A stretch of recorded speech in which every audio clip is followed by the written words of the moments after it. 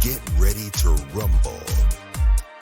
Schilling Show Unleashed on the Seven Thunders Media Network. Former city councilor, husband, father, and community watchdog. Your host, Rob Schilling.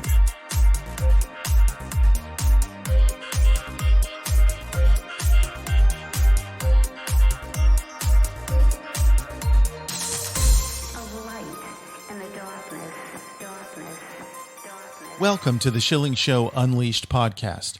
Remember, your direct support makes our show possible, and you can directly support this podcast by visiting shillingshow.com and then clicking on the Patreon banner at the top of the page to make a monthly contribution. We appreciate your support. The Schilling Show Unleashed podcast welcomes Joe Guzzardi, analyst for Progressives for Immigration Reform. And today's topic, looking forward and looking back at United States immigration policy. Joe Guzzardi, welcome back. It's always great to have you with us here. Thanks so much, Rob, and it's equally great to be with you and your audience. You had a very interesting piece that you published on Harry Reid, who recently passed away, and perhaps a lot of people haven't thought about him for a while because he's been out of the spotlight, but just maybe a little bit of background about Harry Reid, and you have some interesting facts in your story about him. Well, Harry Reid was, of course, U.S. Senate Majority Leader for a number of years before he retired. And he had a very long career in the U.S. Congress, was born and raised in a small Nevada town. Apparently was a very skilled boxer. That was one of his hobbies as a youth. So he was known as a tough, feisty guy. What's been forgotten over the years is back in the early 1990s, Harry Reid proposed legislation that was so much on the side of enforcement that even as I reread it, became refreshed with its content. I mean, I just couldn't believe it. He was calling for deportation and dramatic reductions in legal immigration down from what was then 800,000 to 300,000, to ending birthright citizenship, and all of the elements that you and I and many of your listeners have been lobbying for for years. As I say, really an eye-opener to read through what Reid proposed. Moreover, his positions as a Democrat, of course, yes, were not that different from many others of that era. Barack Obama, I mean, he was a little bit after Reid's proposal to slash immigration, but Barack Obama and Chuck Schumer, and if you want to go back even further, Hubert Humphrey and his vice president, Fritz Mondale, and even further back, Harry Truman, fast forwarding a little more into the future, Bill Clinton. You know, you can read things that these individuals said in speeches. You know, Clinton out loud said, well, you know, I know it's going to be tough to have the discussion about immigration, but it's really imperative that we have it because, you know, we don't want it to get out of control and we've got to make sure we protect Americans and stuff. It was everything that I've been saying, you've been saying, Donald Trump said. But unfortunately, you know, all of those positions that Reid held, that Schumer held, that Obama held, gradually drifted away. And in Reid's case, what happened was that the demographics of Nevada started to change dramatically. They began to build casinos. You know, it used to be a casino was maybe on one floor in downtown Las Vegas, and all of a sudden they had these like skyscraper operations, casinos, condominiums, lots of construction. Nevada became a popular place for disgruntled Californians to move to. So, you know, Reid looked around and he said, wow, it's possible that this will not be helpful to me in any re-election campaign. So that's what's happened, and that's kind of what's happened nationwide, although it's difficult to fathom exactly why the Democrats have gone so far left, so radically left, where we have this disastrous border situation where millions of illegal aliens, I mean, many of them, the identities are unknown. We don't really know who they are. Yeah. You know, they have bogus documents or they have no documents, and they present themselves to border and agents, start demanding when they're going to get amnesty and when they're going to get asylum and when their benefits are going to start. That's awful. Joe, I think a couple of the points of the Immigration Stabilization Act of 1993 that you just referenced bear a further discussion, because these are important concepts and we're not hearing enough about them today in the common dialogue on immigration. The first one I'd like to talk about is birthright citizenship. I think there's a lot of disinformation out there on the topic, and I'd love for you to clarify it for us. Sure. Well, exactly. That is a terrible idea or terrible policy. And basically what the policy of birthright citizenship is that any child who's born in the United States is automatically a citizen. So what that has meant over the years, I mean, initially it prompted a lot of women who lived in Mexico, especially northern Mexico, to come across the border and have their child in a San Diego hospital, and that child automatically becomes a citizen. And more recently, travelers, tourists, perhaps going to Disneyland or Times Square, if they perchance have their child while they're touring, that kid is an American citizen. And even more cynically, which is a complete disgrace, another complete disgrace, these birth citizenship hotels that have sprung up all over the United States, where the operators of these hotels advertise in China or in South America or wherever. They staff their hotels with people that are fluent in the language of the country that they're appealing to, and they pamper them in their own language once they're there. And they have these arrangements where, okay, you're here, you're 30 days away from giving birth, 45 days away from giving birth. We're going to take you to Disneyland. We're going to take you to Neiman Marcus to help you spend your time. I mean, it is so disgraceful, and it could be stopped in no time. Send a few ICE agents in there, demand of the owners that they show the visas of those travelers, find out, okay, they're here on tourist visas. They haven't gone home. They're clearly not legitimate tourists, so we're going to send them home. Okay, you know, she's 9 months pregnant, 8.5 months pregnant, so she can have her child here in the United States, but she's going to have the child in custody, and as soon as the mother is healthy and able to travel, she's going to go back. And you, the operator of the hotel, we're going to fine you big-time money and put you in jail because you're committing a federal felony for aiding and abetting illegal immigrants. That's certainly how it should be done. I haven't heard anybody even proposing that or whispering it outside of what you just said and a few other people, but nobody in political power. But I think what's interesting about all of this birthright citizenship is that somehow people believe this is in the Constitution. And I have heard people use the 14th Amendment as a justification. I've done some research on that, and it should never be accepted as a justification. So what do we do about this?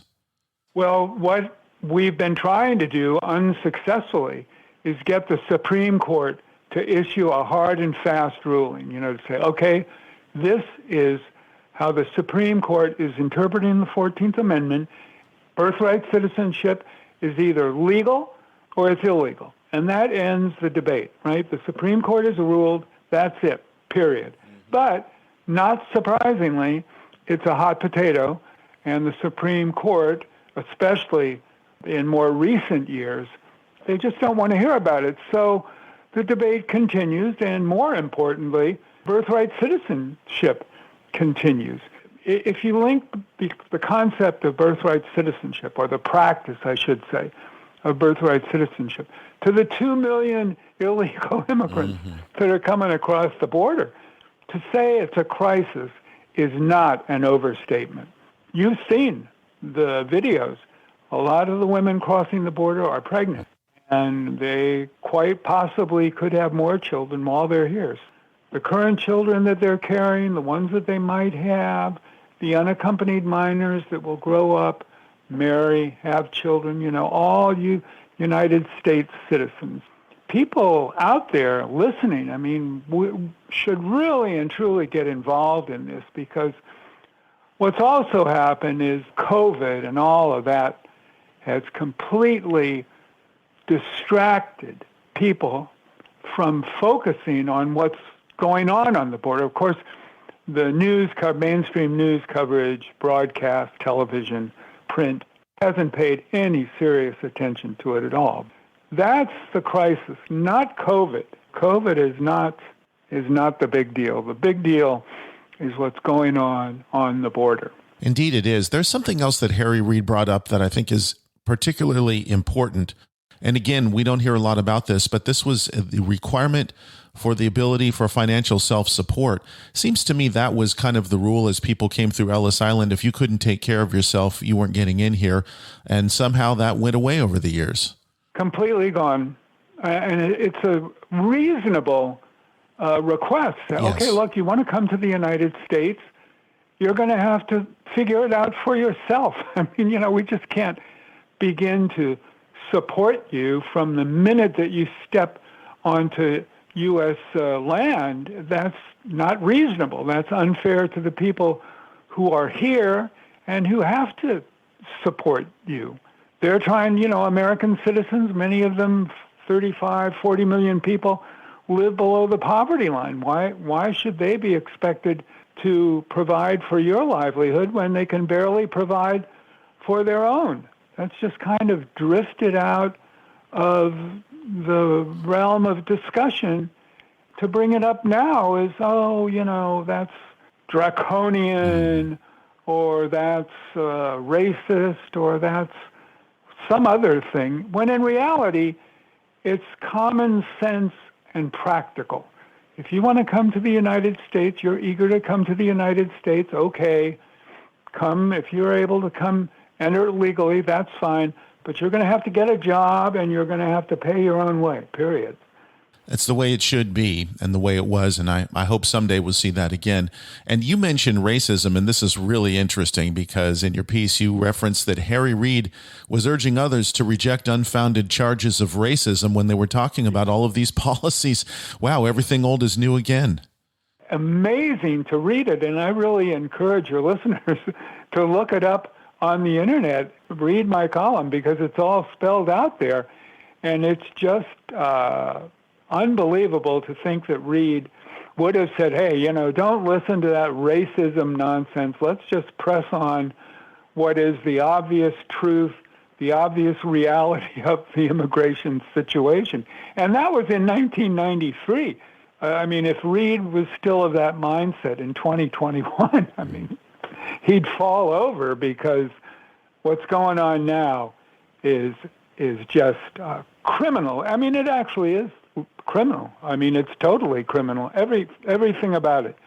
To allow all of these individuals in, to fly them around the United States, to put them up in hotels, to provide for them in every conceivable way. Every bit of that is criminal. It's a federal felony. The Schilling Show Unleashed podcast continues with Joe Guzzardi in just a moment. Online at schillingshow.com. BorderHawk.news is a one-stop shop with the latest news about immigration nationalism and globalism. The BorderHawk staff daily curates immigration news stories and, in the fashion of the Drudge Report, updates the site with cutting-edge content and original first-class commentary. BorderHawk.news highlights national and international media reports, tweets, and nuggets buried in local news blurbs, polls, video clips, and policy research. Border Hawk is pro-legal immigration, pro-rule of law, but against an unsecure border as countless Americans have suffered violence at the hands of criminal illegal aliens. And an increasing number of Americans are concerned about how mass migration affects their daily life. BorderHawk.news will remain on the forefront of the immigration issue with a buffet of info to read, evaluate, and share. Bookmark BorderHawk.news. Add them on social media at BorderHawkNews on Twitter. Looking out for us. Rob Schraub. The Schilling Show Unleashed podcast returns. Joe Guzzardi is our guest and analyst with Progressives for Immigration Reform. I'd like to go to a little review of the disaster that was 2021 at the border and with our policies, and then maybe some prognostications for 2022. So as we look at 2021, you have listed some very important numbers that people should be aware of, particularly in regard to illegal alien encounters with Border Patrol, other agents of the United States. Apparently, the number that Border Patrol is throwing out is about 1.7 million illegal aliens, and what they refer to as gotaways, in other words, guys that they maybe tried to catch up with but couldn't. They put that number at 650,000. Well, the first thing I'd like to say is that all of the language regarding what goes on at the border is soft words are used like encounters and processed and, detained. What all of that translates to is released into the United States. So when anybody reads, yesterday we processed 3,000 illegal immigrants, what that means in the end is that they release them. People should not be distracted by that kind of language. If you assume that rate of illegal immigration is going to continue in 2021, and if you assume that Biden is going to be in office for another 3 years, and those two assumptions, I think, are valid. Yes. There's no indication from the White House whatsoever that Biden is going to reverse his policy, and there's no indication, really. I mean, he could drop over dead, but he probably will tough it out for his 4 years. So there's no hint even with now the midterm elections looming. I mean, January in an election year is really the beginning of campaigning. People who are in office are beginning to make noises about keeping their positions in the House and in Congress. So as I say, even in light of a midterm election that's only, 10 months away, not a hint about, maybe we better do something, anything to make it look like we're serious. And that, I attribute to the people Biden has surrounded himself with: Obama, Susan Rice, Kamala Harris. Sad to say it, but they're all in on ruining America. That's what's going on. Yeah, it's very sad to have to say that, but I have said it myself many times. It's a deliberate destruction that we're witnessing right now, and it's almost impossible to fathom. There's something else that's going on at the border that is incredibly important, and that's really contradictory to the statements of Biden and his administration, and this would be the human and drug trafficking. I'd like to take a look at each one, and maybe we could start with human trafficking. I think a lot of Americans just push this out of their mind. They don't know what's going on. What's happening? The cartels have developed this multi-billion-dollar business of trafficking humans, where you've got people from as far away as Brazil or even further, as far away as Egypt, who have signed on for getting transported from wherever they are to the Mexican border.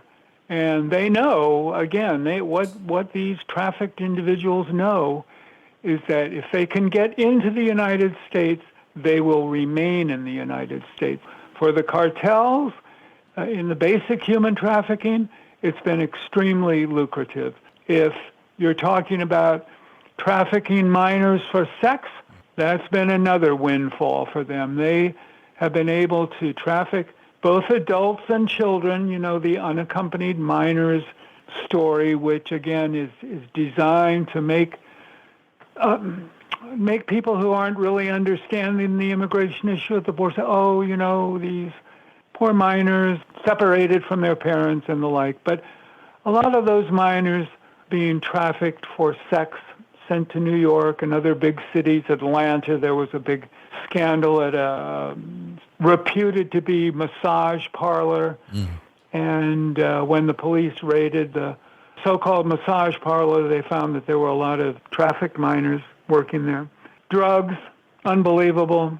The deaths in the United States from fentanyl were up in 2020. I believe it's 30% over 2019. I don't know whether I put that statistic in that column that you're reading now. This is the worst kind of criminal activity. You're not talking about pickpockets or shoplifters here. You're talking about drug runners and sex traffickers and human traffickers making billions and billions of dollars. And what does the White House say? They don't say anything. They don't care. They are, in fact, encouraging it through their indifference. The traffickers know, well, nothing's going to happen to me. Absolutely nothing. So I'll just keep on going. I'll keep on doing my thing here, and I'll rake in big money. And, I don't really care what happens to the people that I traffic. It's so awful. It's hard to really express in words, written or spoken words, how awful it is. It's very clear that we have the problems that you've just described, that these are going on all around us. And yet the mainstream media, you asked, if there's any word from the White House on this. I don't hear anybody asking the question. I mean, I know people who have had loved ones who've died from drug overdoses. These drugs are by and large coming across the former southern border of the United States of America, and yet no one poses the question. No question that the media is complicit in all of this. They are big-time enablers and abettors of what's going on down there, because every one of these stories is like a plum for investigative journalism.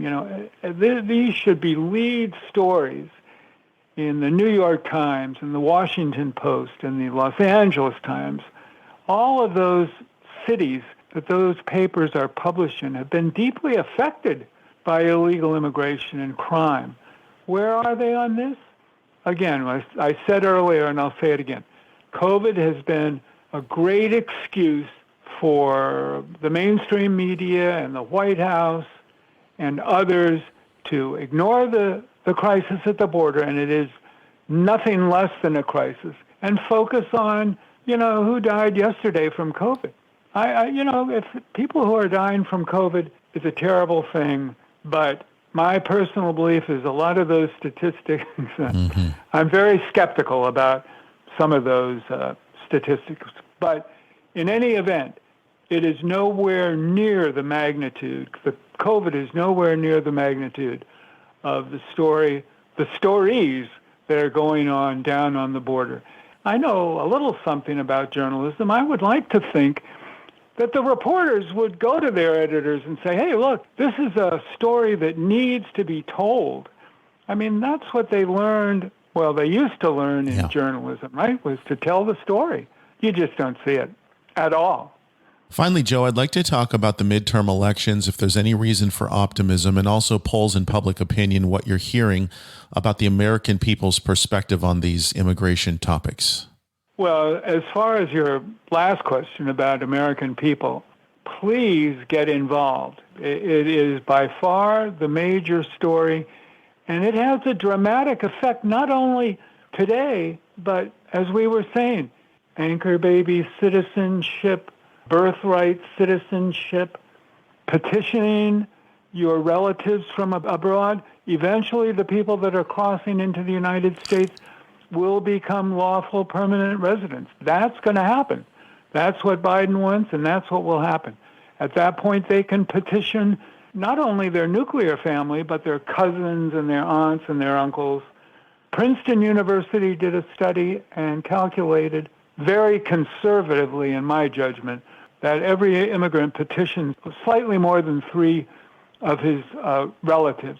1.7 million people crossed, and if most of them are going to become citizens, you're talking then about maybe short term, 5 years or so, 7, 8 years, 4.5 million. Yeah. So it's important to get involved. As far as the midterm goes, it looks like the Republicans will regain the Senate and the House.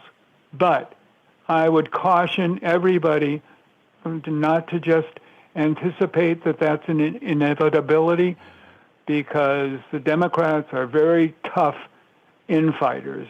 They're going to be out there doing whatever it takes. I like to use the example of Herschel Walker in Georgia. Mm-hmm. He's a hero in Georgia, a black football player, University of Georgia All-American superstar, beloved. He no sooner announced his candidacy in Georgia than the Atlanta Journal-Constitution started writing dirt about him, some allegation from 30 years ago that he had a girlfriend, blah, blah, blah. Mm-hmm. So that's the game plan on the other side. But it's going to be tough for the Democrats, because I believe in reality that Biden's popularity is much lower than the 40% or so that you normally hear about when his polling numbers are referred to. I think that's the number they throw out, 41%. Yes. I believe it to be much lower. I believe that the way the state of America today is such that people will be eager for change. I believe there's a lot of buyer's remorse about Biden. And I hope that wakes people up, that they wake up and say, well, wait a minute, this guy is ruining the country. He's changing the nature of the country, and he's doing it fast, really fast. It is definitely a frightening situation, and you are right on target about that. I do hope people wake up.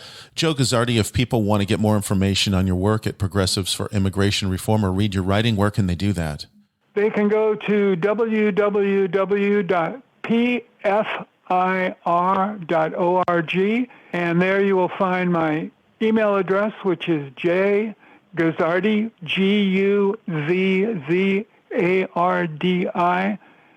at pfir.org.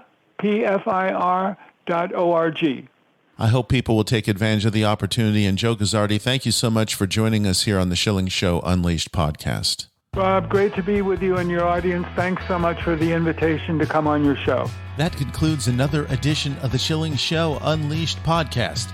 Visit us online at shillingshow.com, where you can directly support this podcast by clicking on the Patreon banner at the top of the page and making a monthly donation. Your support is essential for the continuation of the Schilling Show Unleashed podcast. Until next time.